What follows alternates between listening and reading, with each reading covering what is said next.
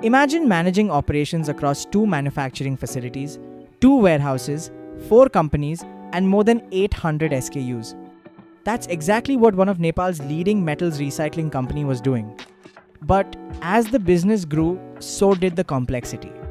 Critical data was scattered across multiple systems. Inventory accuracy became difficult to trust. Sales teams struggled with limited visibility. And key business decisions were delayed because real-time information simply wasn't available. Recognizing the need for change, they consulted Precision Pyramid to transform their operations.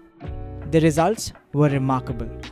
Delivery efficiency improved by 27%. Monthly financial closing time dropped from 25 days to just 12 days. And teams gained the visibility needed to make faster, more confident decisions.